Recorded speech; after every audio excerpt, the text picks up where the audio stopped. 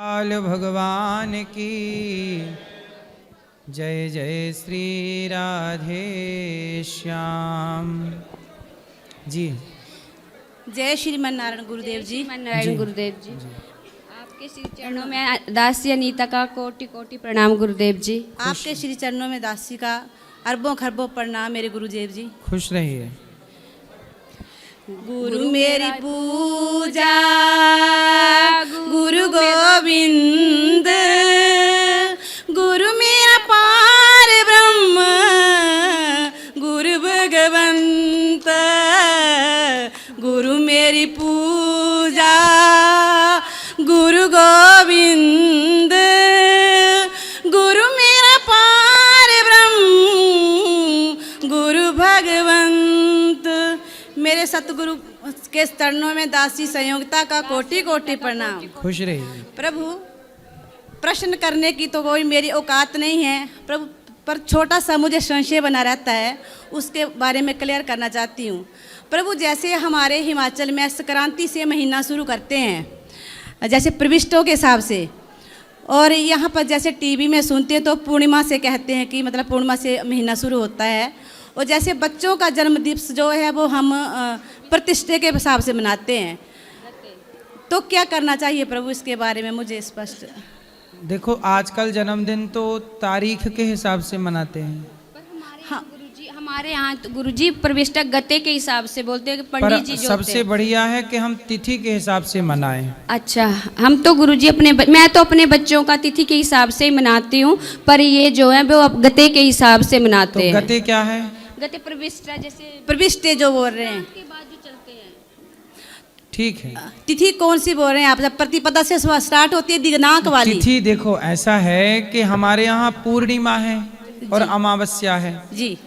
अमावस्या को एक्चुअली पंचांग में तो महीने की जो 30वीं तिथि है वो अमावस्या को माना गया है जी, है ना? जी कि नया महीना फिर पूर्णिमा के बाद से अगला महीना स्टार्ट हो जाता है जी। चैत्र की पूर्णिमा के बाद अब वैशाख की प्रतिपदा आएगी, शुक्ल पक्ष प्रतिपदा जी। तो इस तरह से महीने का क्रम चलता है। तो कोई भी तिथि में बच्चे का जन्म हो वह तिथि पर जन्मदिन मनाए तो ज़्यादा बेस्ट। ठीक है गुरुजी। हमारे में जो गुरुजी हिमाचल में वो संक्रांति से महीना मानते हैं कि अगला महीना जो वो संक्रांति से चलेगा। हाँ ठीक है, मानते होंगे, वहाँ की अलग मान्यता होगी। ठीक है, ठीक है। ठीक है राधे गुरुजी, राधे आपके गुरुजी। श्री चरण- खुश रहिए, खुश रहिए। जय गुरुदेव। जी मैया।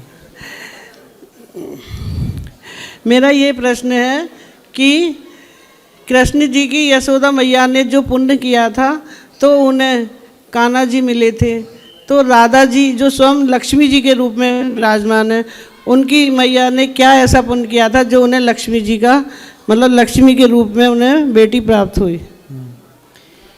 वृषभानु जी और माता कीर्ति हाँ, ने जरूर पुण्य किया है, और उस पुण्य के कारण ही राधा जी की माँ बनने का, वृषभानु जी को पिता बनने का, कीर्ति जी को माँ बनने का सौभाग्य मिला। इन्होंने अपने जीवन में खूब तपस्या की है, घोर तपस्या की, और उस तपस्या के फलस्वरूप माँ भगवती उनको पुत्री के रूप में प्राप्त हुई। उन्होंने खूब दान पुण्य किया है। इसी पुण्य के कारण जैसे यशोदा मैया ने संतों की सेवा की पिछले जन्म में धरा बनकर, तो भगवान की माता बनने का सौभाग्य मिला, ऐसे माता कीर्ति ने भी खूब तपस्या की और खूब पुण्य किया, खूब सेवा की संतों की, जिसके कारण इनको तपस्या के दम पर तपस्या और सेवा। जैसे धरा जी ने तो अपने आंचल को त्याग करके संतों को भोजन दिया था। हाँ। तो उन्होंने मतलब कीर्ति ने उन्होंने तपस्या की थी। हाँ, कीर्ति मैया ने तपस्या और सेवा। अच्छा, और दूसरी बात यह है कि गुरुजी मेरा बेटा जो सबसे पहले आपके पास आया था वो बहुत ज़्यादा नेगेटिव था, लेकिन जब से उसने मुझे जोड़ा आपसे, मैंने दीक्षा भी ले रखी है आप ही से, जब से वो जुड़ा है शायद ही वो साक्षात आज की तारीख का धरती का मेरा बेटा, मेरे बच्चे श्रवण कुमार है। जितनी मैं तारीफ कर सकूं, जो आज की तारीख में कोई नहीं दबाते होगा, वो मेरा नोएडा में सर्विस करता है, वहाँ से आगे सबसे पहले चरण सेवा करता है मेरी, और जो भी कमाता है अपना कम से कम में खर्चा करके मेरे सारा मुझे देता है, और अपने माता पिता को सबसे पहले भगवान समझ के, कोई पूजा नहीं करता, केवल अपने बच्चे माता पिता को ही भगवान समझता है वो। इससे धरती पे कहता है मेरे लिए कोई नहीं है। तो कथा- आपसे जब से जुड़ा है, नेगेटिव से पॉजिटिव हुआ है। बिल्कुल नेगेटिव था, मैं कहती थी इससे मैं कैसे मुझे मतलब मैं कैसे इसको सही करूँगी, लेकिन जब से यहाँ से जुड़ा वो, और मैं मेरे को भी उसी ने जोड़ा था। सबसे 7 साल हो गए मुझे यहाँ से जुड़े हुए, और कंटिन्यूअस आपसे जुड़ी हुई हूँ 7 साल से मैं। कथा का क्या प्रभाव है कि बेटा श्रवण कुमार हो गया। नेगेटिव से पॉजिटिविटी इतनी है भरी है उसके अंदर कि वो धरती पर केवल माता पिता की ही मानता और किसी की कोई पूजा नहीं करता। सही है, और एक मुझे छोटा सा 2 लाइन भजन की गानी है, कर लो। एक जरा सी गाऊंगा। जिंदगी भर काम करते रह गए, जिंदगी भर काम करते रह गए, हरि भजन को हम तरसते रह गए, हरि भजन को हम तरसते रह गए, हरि भजन की प्यास तो लगती रही, हरि भजन की प्यास तो लगती रही, बिन गुरु के हम अधूरे रह गए, बिन गुरु के हम अधूरे रह गए, दूसरों का दर्द जिसके दिल में हो, दूसरों का दर्द जिसके दिल में हो, दुख किसी का आंसू उनके बह गए। सुंदर मैया, बहुत सुंदर।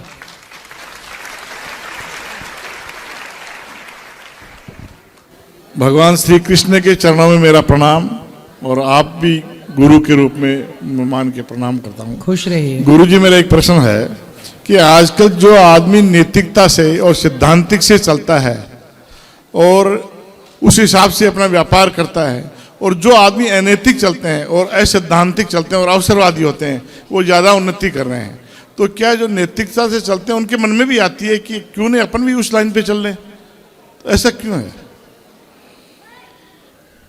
देखो, धर्म से चलना, कहाँ धर्म से चलना है, कहाँ अधर्म से चलना है, ये ज्ञान आपको होना चाहिए। सभी हर समय धर्म से नहीं चला जा सकता। भगवान श्री कृष्ण ने कहा धर्मराज युधिष्ठिर से कि कह दो कि अश्वत्थामा मारा गया। सही है। अश्वत्थामा मारा नहीं गया था, पर भगवान कह रहे हैं कि कह दो। तो धर्मराज बोले क्या मैं झूठ बोलूं? तो भगवान बोले बोल दो।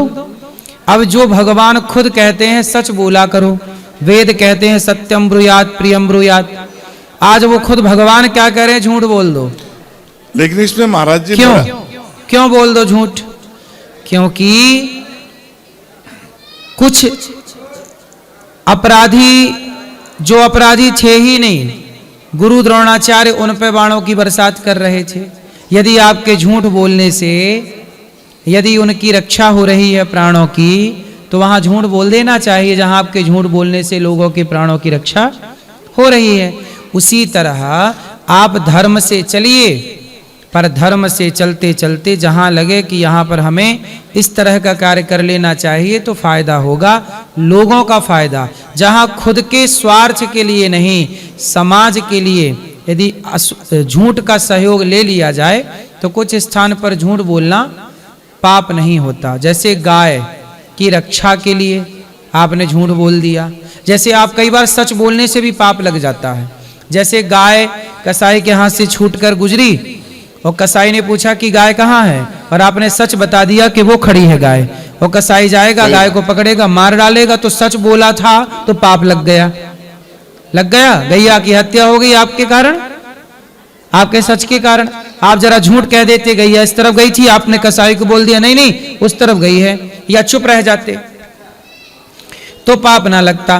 तो देखो, सत्य पर चलना, धर्म पर चलना, ये बात तो सही है, चलना ही चाहिए, परंतु जहां जरूरत पड़े यह धर्म का ज्ञान हो कि कहां क्या करने से हम ठीक रह सकते हैं। अपनी संपत्ति बचाने के लिए भी झूठ बोल देना चाहिए। ये भागवत जी में एक श्लोक है जहां शुक्राचार्य जी की नीति कह रही है कि स्त्रीसु नर्म विवाहे चा वृत्यर्थे प्राण संकटे। कुछ जगह ऐसी है जहाँ झूठ बोल देना चाहिए, तो वहाँ पे शुक्राचार्य जी की नीति ये कहती है। तो आप लोग भी, हम ये नहीं कहते कि आप झूठ बोलने लग जाइए, धर्म से चलिए, पर धर्म से चलने वाले को ये ज्ञान हो। राम जी ने बाली को छिपके क्यों मारा? सामने से भी मार सकते थे, क्योंकि बाली को छिपके इसलिए मारा क्योंकि ये गलत था, अपने भाई की पत्नी के संग रहता था। सामने से मारे या देखो, अनुज बधू भगनी सुतनारी सुन सठ कन्या समेचारी, इन्हीं को दृष्टि बिलोके जोई ताही बधे कछु पाप ना हुई। तुम्हें सामने से मारे या छिपके मारे, पीछे से मारे, बस मारे। अधर्मी को अधर्म से मारना ही धर्म है। तो आपके बिजनेस व्यापार में भी यदि कोई आपको तंग कर रहा है, क्या पतंग को काटना है, उड़ा, जैसे पतंग नहीं लड़ाते लोग, तो पतंग को भी लड़ाते हैं तो किसी ना किसी बहाने से काट ही देते हैं एक दूसरी की पतंग को। पर आपको किसी का नुकसान पहुंचाए बिना अपने को बचाए रखना है। आज के युग में यही धर्म है, किसी को नुकसान आपसे ना हो और आपका भी नुकसान किसी से ना हो, अपने को बचाना है। ठीक है महाराज जी, नमस्कार।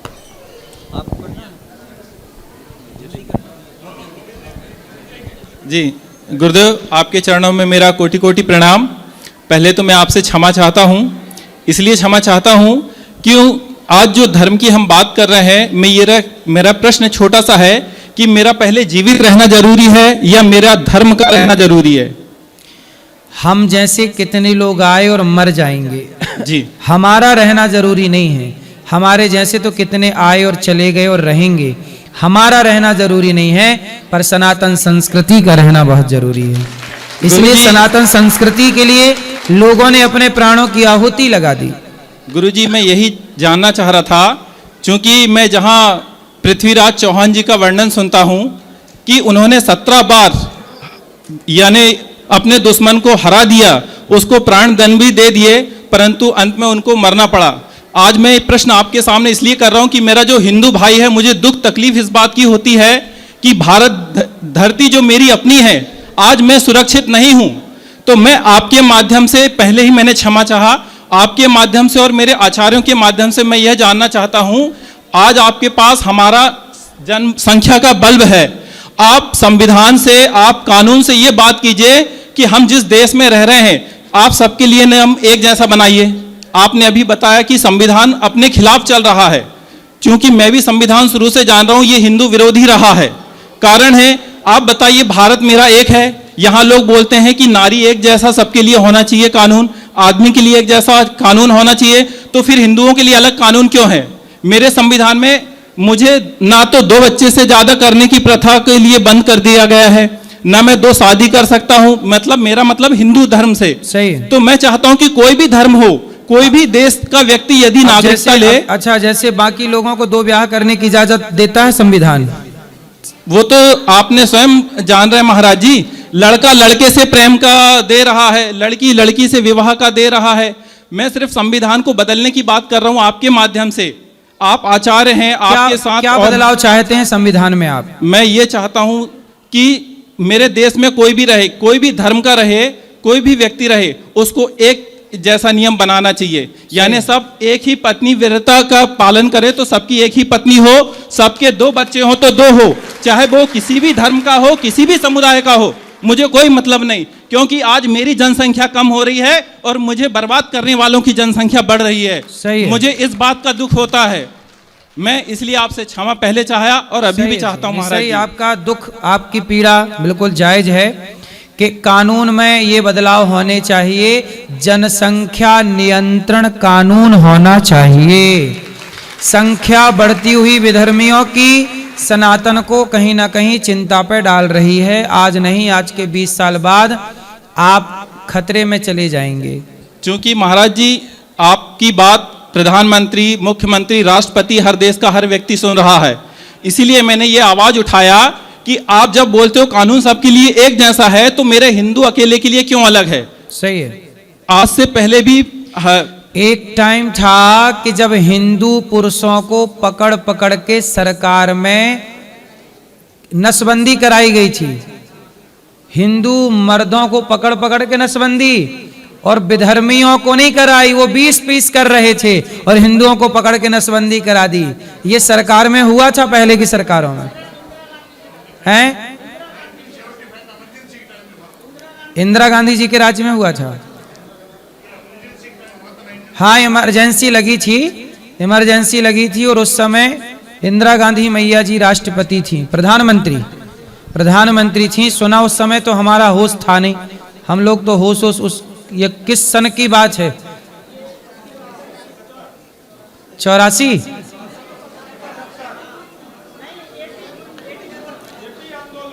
84 84 उस समय हमारा जन्म नहीं हुआ था। 75 चलो 75 उस समय भी हमारा जन्म नहीं हुआ रहा। तो देखो, मैंने सुना है बुजुर्गों से कि हमारे देश में हिंदू पुरुषों को पकड़ के क्या करा दिया? नसबंदी करा दी और विधर्मियों के 20-20 बच्चे हो गए। उसी के कारण भारत में हिंदू की जनसंख्या घटी है और विधर्मियों की तेजी से बढ़ गई। ये जिम्मेदार सरकार थी, सरकार हिंदुओं के पक्ष की नहीं थी, वो जो हिंदुओं को नसबंदी की आग में झोंक रही थी। गुरुदेव महाराज, इसलिए आपकी चिंता जायज है और हम सब हिंदुओं को अब एकजुट होके और ये बात कहनी चाहिए कि देश में जनसंख्या नियंत्रण कानून बिल आना चाहिए, कंट्रोल हो इस बढ़ती हुई आबादी पे। गुरुदेव महाराज, इसलिए मैंने आपसे पहले क्षमा चाहा और आपसे निवेदन चाहूंगा कि जो भी हमारे मुख्यमंत्री प्रधानमंत्री के लिए खड़े होते हैं, सांसद विधायक खड़े होते हैं, ये हम सबकी जिम्मेदारी है। ये हम सबकी जिम्मेदारी कि उनको घर पे आते हैं तो कसम खिलाया करो कि तुम एक देश की बात करोगे, एक राष्ट्र की बात करोगे तो नियम सबके लिए एक जैसे बनाओगे तो मेरे घर पे आना और नहीं तो यहीं से निकल जाना। तो मैं आपसे हाथ जोड़ के पुनः क्षमा चाहूंगा गुरुदेव महाराज। सही है, सही है, खुश रहिए। हिंदू कम से कम अब ऐसे हो गए हैं कि कम से कम अपने अधिकार की बात तो करने लग गए, वरना अभी तो 60 सालों तक हिंदू ने अपनी बात ही नहीं कही। अब तो कथाएं सुन सुन के हिंदू अब जाग रहा है। राधे राधे गुरुजी। राधे राधे बेटा। आपके चरणों में मेरा कोटि कोटि नमन। गुरुजी, मैं पिछली बार भी आया था और मैं आपको अभी एक ड्राइंग देना चाहता हूँ। अभी आ सकता हूँ? हाँ हाँ दे दो। अभी आ जाओ स्टेज पे। आ जाओ। आ रहा हूँ गुरुजी। थैंक। राधे गुरुजी जी। मेरा एक सवाल है कि एकादशी को चावल क्यों नहीं खाना चाहिए? हैं? एकादशी को चावल क्यों नहीं खाना चाहिए? क्योंकि एकादशी के दिन पापों का वास चावल में होता है, अन्न में। पाप कहाँ वास करते हैं? अन्न में। इसलिए जब पाप अन्न में वास करते हैं और आपने एकादशी को ग्रहण कर लिया अन्न, तो वह पाप आपके भीतर प्रवेश कर जाते हैं। इसलिए एकादशी के दिन फल खाना चाहिए। ठीक है, राधे राधे गुरुजी। गुरुदेव राधे राधे, आप चरण में कोटि कोटि प्रणाम। जी जी, मुझे ये प्रश्न करना है कि जैसे मैं नाम जप करता हूँ, हाँ, लेकिन वो मेरा निरंतर स्थिति में चल नहीं पाता है।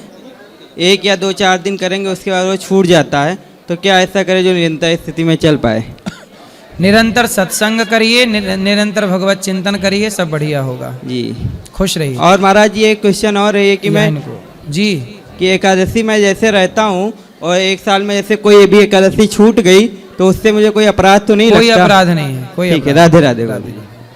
परम पूजनीय गुरुजी महाराज, आपके चरणों में सादर प्रणाम। खुश रहिए। मैं आपके चरण कमल में अपनी श्रद्धा और विश्वास लेकर आया हूँ। मेरा प्रश्न ये है कि मेरे मन में ज़्यादा ही चंचलता और मन अजीब अजीब बात, सब पूजा करने वक्त भी मन एकत्र नहीं रहता है, कहीं कहीं मन भागता रहता है। अब फिर मैं कहते हैं कि भगवान बोले हैं कि मन को शांत रखो, गलती होता है तो कृष्ण जी आप समझो।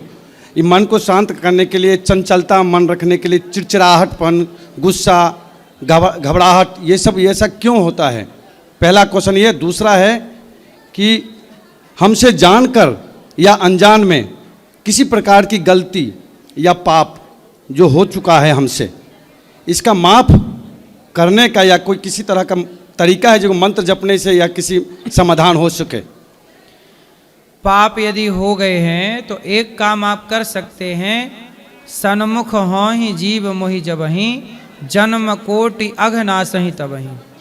यदि आपने अपने आप को भगवान के हवाले कर दिया, भगवान के चरणों में समर्पण कर दिया, तो निश्चित आप पाप से मुक्त हो जाएंगे। यदि आपने आत्मसमर्पण नहीं किया तो जो पाप आपने किए हैं वो आपको अवश्यमेव भोक्तव्यम, वो भोगने पड़ेंगे। इसलिए शरणागति, हे प्रभु हम आपके हैं, आत्मसमर्पण भगवान के बन करके रहो। किसके बन के रहोगे? भगवान को बस, और भगवान का सदा स्मरण करते हुए काम करिए, जिम्मेदारियां पूरी कीजिए। दूसरा पहला जो बोले हैं कि पूजा के लिए जो पूजा करते हैं तो मन चंचल, गुस्सापन, बच्चे पर में डांट मारना या कोई बात नहीं, डांट, बच्चों को पढ़ाओ, डांटो मत, प्यार से। जहां डांटने की जरूरत है वहां डांटो भी, प्यार से ही चलने दो। और मन को कंट्रोल प्रैक्टिस करके, अभ्यास अभ्यास है तो कौन ते, ऐसे उल्टा। बहुत अच्छी बनाई, बहुत बढ़िया, सुंदर बनाई, अच्छी, बढ़िया। गुरुजी लास्ट क्वेश्चन। हाँ। कि मैं जब मंत्र जपता हूँ तो कभी शंकर जी का मंत्र जपता हूँ, कभी गणेश जी का मंत्र जपता हूँ, कभी दुर्गा जी का मंत्र जपता हूँ, फिर राधा कृष्ण का मंत्र जपता हूँ। हर एक माला या 10-10 बार, 11-11 बार करता हूँ। मन में होता है कि ये मंत्र छोड़ दूंगा तो ये भगवान नाराज हो जाएंगे, ये मंत्र कहूँगा तो हो सकता है कि शंकर जी नाराज हो जाएंगे। नहीं, नाराज नहीं होते भगवान, भगवान नाराज नहीं होते कभी। पूतना तो जहर पिलाने आई थी, जहर पिलाने वाली पर भी नाराज नहीं हुए। शिशुपाल रोज 100 गालियां देता था, 100 गालियां देने वाले पर भी नाराज नहीं हुए। शंकर जी के ससुर जी ने भरी सभा में अपमान किया था, अपमान करने वाले ससुर पर भी नाराज नहीं हुए। भगवान आपकी गलती, अपराध नहीं, आप में कोई एक गुण होता है वो देखते हैं भगवान, अपराध नहीं देखते। मारने वाली पूतना को तार दिया, गाली देने वाले शिशुपाल को तार दिया, न जाने कौन से गुण पर दया निधि रीझ जाते हैं, इसलिए उन्हें भगवान कहते हैं। वो करुणा के सागर हैं। प्रणाम गुरुजी। भारत माता की जय हो। इसलिए भगवान को कहते हैं तू प्यार का सागर है, तेरी एक बूंद के प्यासे हम।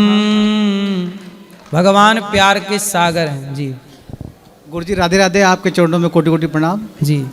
गुरुजी, जब मैं माला करता हूँ तो मेरा ध्यान ना भटकता है गुरुजी, तो ऐसा कोई अपराध तो नहीं बन जाता है गुरुजी? मन भटकने दो, क्या है, मन को करोड़ों जन्मों से भटकने की आदत हो गई है जी। आज उसे कंट्रोल आप करना चाह रहे हैं, इतने जल्दी भी तो कंट्रोल नहीं होगा ना। जी, जी। पर आप लगे रहिए, करते रहिए चिंतन। एक आज मन को भटकने दीजिए, फिर भी भगवान का चिंतन करिए, करते रहिए, करते रहिए। एक दिन आपका मन आपके कंट्रोल में आ जाएगा। जी प्रणाम। गुरुजी जय श्रीमन नारायण। गीता दासी का आपके चरणों में कोटि कोटि प्रणाम जी। दो पंक्ति दोहा के बोल सकती हूँ गुरुजी? बोलो। बार बार वंदना करो, धरो चरण पर शीस, ज्ञान बुद्धि मुझे दीजिए परम पिता जगदीश। ज्ञान न जानू ध्यान, गुरु कृपा मिलती रहे, दे दया अभय वरदान। जय श्री नारायण। प्रणाम गुरुजी। जी राधे राधे जी। गुरुजी, मेरा ये कहना था कि मैं किसी भी अननोन पर्सन पे ट्रस्ट कर लेता हूँ और वो मेरे साथ छल कर जाते हैं। ऐसे करते करते मैंने कई बार ठगा चुका हूँ। क्या गुरुजी इसके लिए किसने ठग लिया आपको? ऐसा मुझे 2-3 पर्सन से ऐसा हो गया जहाँ पे कौन है वो महापुरुष जिन्होंने आपको ठगा? मैंने एक टेंडर डाला था रेलवे कंस्ट्रक्शन वाला, उनके साथ मैंने पार्टनरी किया था और मैंने उनको पैसा दिया और उन्होंने रेलवे वालों को? जी, रेलवे कंस्ट्रक्शन में जी। तो रेलवे जो सरकारी लोग हैं, वो कंस्ट्रक्शन से काम किसी ने लेता है ना। अच्छा, कॉन्ट्रैक्ट। जी, तो पेटी कंट्रैक्टर था, उसको मैंने पैसा दिया समथिंग 3-3.5 लाख रुपया। उन्होंने मेरा पैसा जो जैसे आया वो कहीं और निकल गया, मेरा पैसा अभी तक एक पैसा नहीं मिला गुरुजी। तो आप काहे ऐसे पैसे बांटते हो? अपना काम करो, खुद का बिजनेस करो, अपने बल पे करो। पार्टनरशिप पे काम कम करना चाहिए, उससे काम चलता कम है, क्योंकि आज ना सही वो पार्टनर टूट ही जाता है। जी, तो गुरुजी क्या वो उसका कुछ उम्मीद किया जाए या नहीं? अब दिए हो तो वो धर्म उसके अंदर होगा तो देगा, बेईमानी भरी होगी तो क्यों देगा? इसलिए धर्म का पाठ सबको इसलिए पढ़ना चाहिए क्योंकि धर्म से ही व्यवस्थाएं बनती हैं।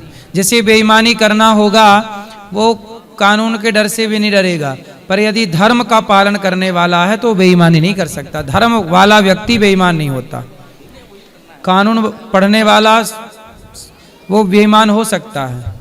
तो अब देख लो, आपका जो पार्टनर था वो धर्म से जुड़ा था, धर्मात्मा होगा तो बेईमानी नहीं करेगा, बेईमान है तो अब क्या करोगे।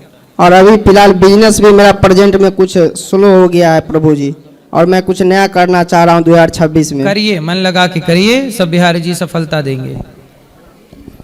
राधे राधे गुरु जी, जी। आपके चरणों में मेरा कोटि कोटि नमन प्रणाम।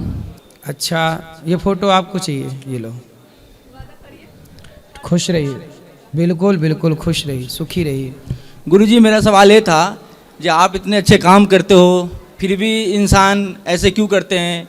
315 वृद्ध मत आए हैं, 30 से 35 हज़ार रोज के भोजन चल रहा है, फिर भी मैं 23 तारीख आया था गुरु जी दिल्ली से वृंदावन, तो 2-3 बज रहा था नाइट, ठीक है, बहुत जोर से भूख लगी थी, हम 3 जने थे, ठीक है, पूरे वृंदावन में देखे होटल बंद था, फिर रात में आके हमने भोजन पवाया, 3 जने खाए, ठीक है, फिर भी 23 तारीख को गौरी गोपाल में गुरु जी, हाँ, मतलब जब होटलों में भोजन नहीं मिला तब भी गौरी गोपाल नाइट में आया गुरु जी, खाना मिला, 2 जने और थे मेरे साथी, रात के 3 बजे 3 बजे, हाँ, कहीं नहीं मिला खाना गुरुदेव, तो आके 2 दोस्त भी था, उसको भी लेके आया था मैं, उसको भी पवाया, फिर भी इंसान गुरुदेव आपका बहुत विरोध करता है।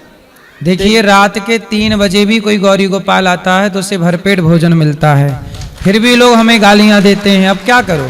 उस दिन भी 23 तारीख को 10 बजे की बात है गुरुदेव जी, मीडिया वाले, कुछ मीडिया वाले जो अच्छाई नहीं दिखाए थे, बुराई सबसे पहले दिखाते, ठीक है, आप इतने अच्छे काम कर रहे हो, ठीक है, पड्डे का भोजन चल रहा है, गौशाला है, वृद्ध मताएं हैं, दूध दवा खर्चा सब कुछ कर रहे हैं, तो वो इंसान को नहीं दिख रहा है, विरोधी करने वाला वो नहीं दिख रहा है, ठीक है, अच्छाई किसी को नहीं दिख रहा है, लेकिन विरोधी करने वाला आप कर रहा है, तो वो मुझे बहुत बुरा लगता है, मेरे से बर्दाश्त नहीं होता है गुरुदेव जी। ट्रेन में भी आ रहा था तो आपके बारे अगल बगल सीट पे ना उल्टा सीधा बोले थे, मैं लड़ गया था उनसे, मेरे से बर्दाश्त नहीं होता गुरुदेव, इतना अच्छे, कम से कम वहाँ जाके तो देखो, मैं पिछले महीने आया था तो क्या बोल रहे थे ट्रेन में बैठे हुए लोग? ऐसे हैं गुरु जी, करते करते, लेकिन कम से कम उनका अच्छाई भी तो देखो, इतना कुछ कर रहे हैं सबके लिए, आते हो सब कुछ कर ले तो फिर गुरु जी को बुराई करते तो गलत बात है ना गुरुदेव, मैं अपने आंखों से देखा हूँ। सही है। अब देखो, बुराई ही किसी को करनी है, ये उनका कोई दोष नहीं है, बुराई देखने के संस्कार ही उनके हैं। बट गुरुजी, आप तो इतना अच्छे काम करते हो, वो इंसान को अच्छा 3 घंटे के सत्संग में 30 सेकंड के लिए उनको दिखता है, ठीक है, हाँ। बट जो अच्छे काम कर रहे हैं, मेरे बिहार में, मैं बिहार से हूँ, दिल्ली में जॉब करता हूँ, ठीक है, हमारी माँ जितने भी है सब सुनता आपकी कथा, माँ तो खास करके मेरी बहुत सुनती है आपका, ठीक है, बट कम से कम अच्छाई भी तो देखा करो ना, बुराई तो हर किसी को दिखता है। मैं उस दिन 3 बजे रात में, झूठ नहीं बोलूँगा, वृंदावन धाम में हूँ, जो कहीं खाना नहीं मिला, 2 जने को और पवाया, 3 बजे रात की बात बता रहा हूँ, 24 घंटा, बहुत दिल खुश हुआ गुरुजी, बहुत भूख लगा हुआ था। 24 घंटे भोजन चलता है यहाँ। भारत की सबसे बड़ी रसोइयों में एक रसोई गौरी गोपाल जी की रसोई है।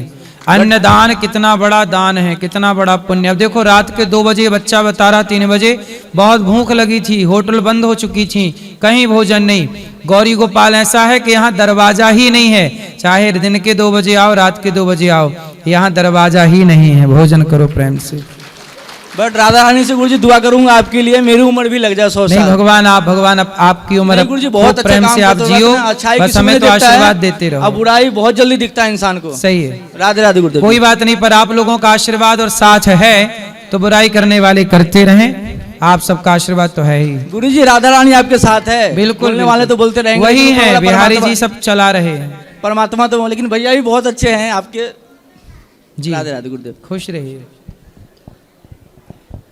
गुरुजी, मैं आपको बेटा कह सकती हूँ? हाँ मैया, मैं आपका बेटा। गुरुजी, मेरे बड़े लड़के का भी नाम अन्नू है। अन्नू?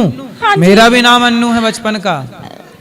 मेरा आदमी चले गए थे घर से, मैं बहुत परेशान हो गई थी, 8-8 दिन मेरे बच्चे भूखे रहते थे। मैं इन भाभी के साथ आई हूँ, ये लाई है, मेरे को पहली बार आई हूँ गुरुजी, मेरे को आपसे मिलने की बड़ी लगन हो रही थी, बहुत ज़्यादा। आप दिल्ली में आए थे, हम दिल्ली में गए, आप 1 दिन पहले चले गए थे वहाँ से।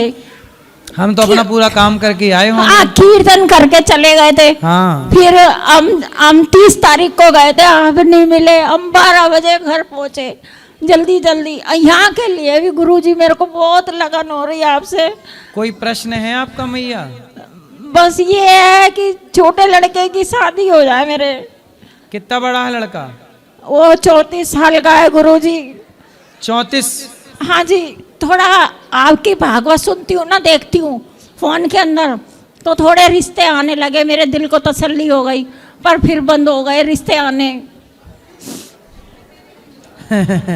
तो कथा देखती रहो तो आते रहेंगे। गुरुजी बस आपकी कृपा से छोटे लड़के की शादी हो जाए बेटा। और बड़े की हो गई? हाँ, बड़े की हो गई, एक लड़की है, लड़की की भी हो गई, उस पे भी लड़की है, दोनों बच्चों की हो गई है, ये छोटा है गुरु। तो छोटा वाला 34 साल का है? हाँ जी।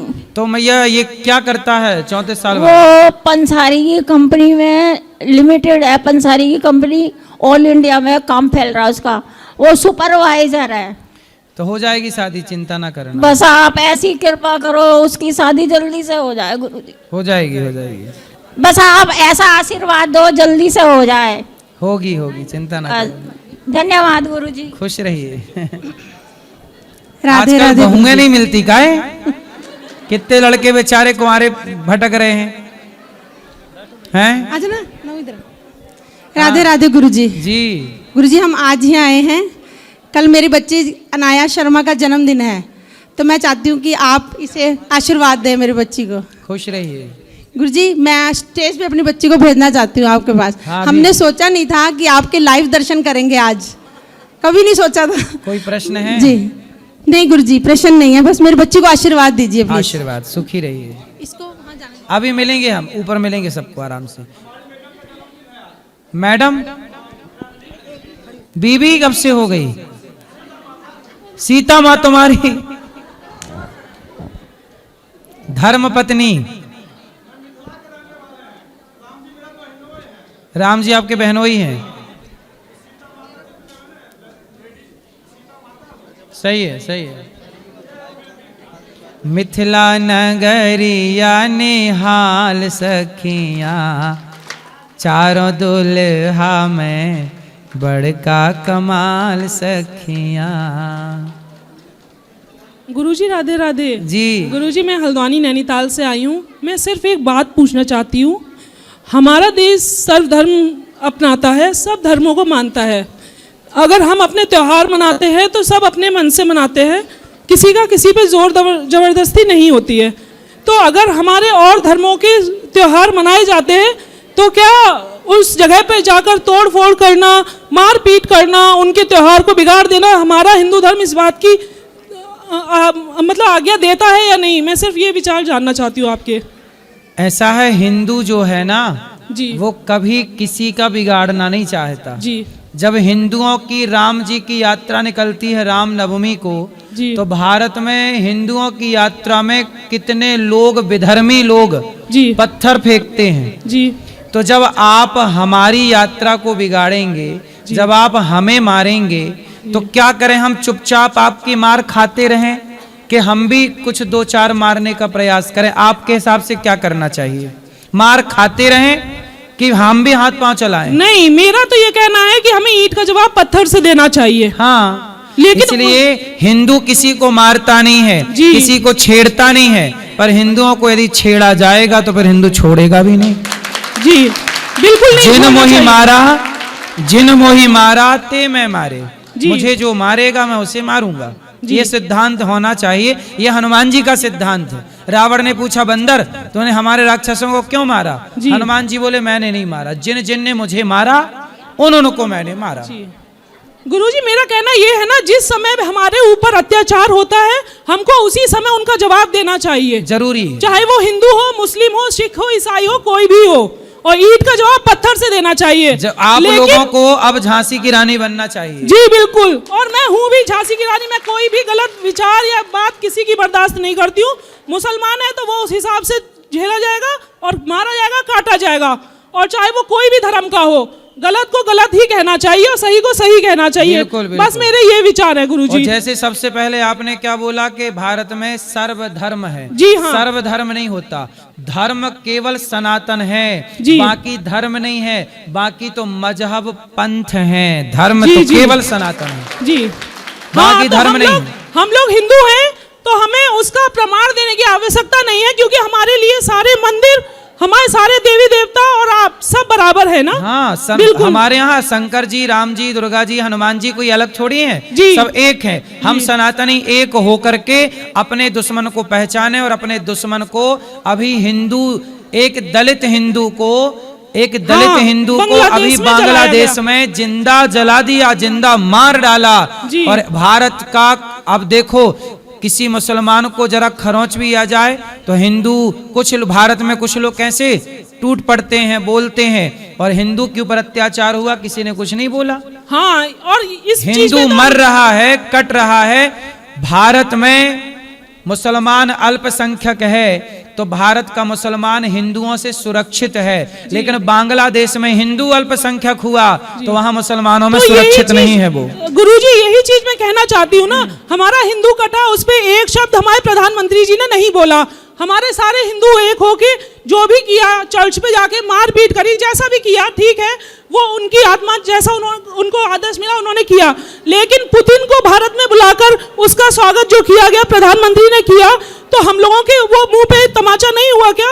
हम लोग विरोध कर रहे हैं, पर वो उन्हीं लोगों को सम्मान, पुतिन का सम्मान किया गया भारत में बुलाकर। पुतिन तो दूसरे देश का राष्ट्रपति है। जी हाँ, बांग्लादेश के थोड़ी है वो। नहीं, बांग्लादेश की बात नहीं कर रही मैं, धर्म की बात कर रही हूँ। वो क्रिश्चियन धर्म के थे ना। नहीं, पुतिन जो है, पुतिन शुरू से भारत के पक्ष में है। जी, पुतिन जो है, जब हमारे देश में पहला परमाणु परीक्षण हुआ जी, तब हमारे देश में दुनिया भर के देशों ने दबाव बनाया जी। तब एक रूस ऐसा था जिसने हमारा साथ दिया। रसिया एक ऐसा देश था जो हमारा साथ था। तो रसिया हमारा साथी है। हमारी लड़ाई किसी मुसलमान, किसी क्रिश्चियन से नहीं है। जी। हमारी लड़ाई वो कट्टर विचारधारा से है जो हिंदुओं के विरोध में है। उस विचारधारा से लड़ाई है। पुतिन तो बढ़िया है, पुतिन तो हमारे भारत के पक्ष में रहते हैं। अभी भी जब भारत से टैरिफ अमेरिका ने बढ़ाया तब पुतिन और हमारे अन्य इन देशों ने साथ दिया। जी, तो हमारे देश में पेट्रोलियम वहीं से आता है अधिकांश। तो हमारे देश में पुतिन तो बढ़िया सहयोगी है। मेरे कहने का मतलब यह है कि बांग्लादेश में अगर हमारा हिंदू भाई मारा गया है जिंदा जलाकर, तो प्रधानमंत्री को मोदी जी ने अपने स्तर से बोला है, अपने स्तर से ट्वीट किया है इस बात को। जी जी, हाँ, वो क्या है, उस लेवल पे काम होता है ना, उनकी बातें हम तक पहुंच नहीं पाती, बाकी वो अपने स्तर से करते हैं। वर्तमान में जो हमारे देश के प्रधानमंत्री हैं, वो इस राष्ट्र के लिए बढ़िया प्रधानमंत्री हैं। मोदी जी, मोदी जी बढ़िया प्रधानमंत्री हैं। मुझे नहीं लगता कि इस देश में इसके पहले इतना बढ़िया प्रधानमंत्री आया है। वो बढ़िया ईमानदारी से मोदी जी कार्य कर रहे हैं, इसमें कोई किंतु परंतु नहीं है। रही बात बांग्लादेश की, तो वो गलत हुआ है हिंदुओं के साथ। जी जी, ठीक है। राधे राधे गुरुजी। राधे राधे। राधे राधे गुरुजी। जी, जय श्रीमन नारायण गुरु। जय श्रीमन नारायण। गुरुजी, मैं आपसे एक बात पूछना चाहती हूँ। पूछो मेरी माँ। मैं इतने दिन से, जब से मैंने गुरु दीक्षा ली है आपसे, उसके बाद मैं इतनी बार वृंदावन आने की सोचती हूँ और पूरी मेरी आने की तैयारी हो जाती है। उसके बाद भी कोई ना कोई आते टाइम ऐसी कहानी हो जाती है घर में कि मैं आ नहीं पा रही हूँ आपसे मिलने के लिए। आ तो गई आप? आ रही हूँ गुरुजी, 3 साल हो गए इंतजार करते करते मेरे को, और मैं बहुत परेशान हूँ। मेरी पूजा में कोई कमी आ रही है या? भक्ति और भाव का, भक्ति और भाव का मजा लीजिए, थोड़ा इंतजार का मजा लीजिए। 3 साल में आप नहीं आई ना, तो आपका ज्यादा से ज्यादा चिंतन हुआ भगवान का, अधिक से अधिक धाम का चिंतन हुआ। आप आ जाती तो चिंतन कम हो जाता, नहीं आई तो अहरनिश चिंतन चलता रहा कि भगवान जी कब बुलाएंगे बिहारी जी। इसलिए आप पर कृपा हुई। नहीं, जिसे बुलाया उस पर कृपा है, जिसे नहीं बुलाया उस पर विशेष कृपा है, क्योंकि वो याद से जुड़ा है, वो मन से जुड़ा है। नहीं आया तो वो बेचारा परेशान है, तो परेशान होकर याद किसे कर रहा है? भगवान को। और यहाँ आने के बाद आप जाके सो जाओगे बिंदास के हम तो आ गए, चिंतन खत्म। जो नहीं आया उसका चिंतन बना रहेगा, और आ जाने के बाद चिंतन खत्म हो जाएगा। इसलिए आप पे बड़ी कृपा है, अब आते रहोगी। अब मेरे परिवार को अपना पूरा पूरा आशीर्वाद प्रदान करें। चलो खुश रहो। अब जिनको मिलना है चलो सब लोग ऊपर ऊपर मिलेंगे सबको। आज के लिए इतना ही। शुभ रात्रि। सबको ऊपर मिलेंगे। राधे राधे।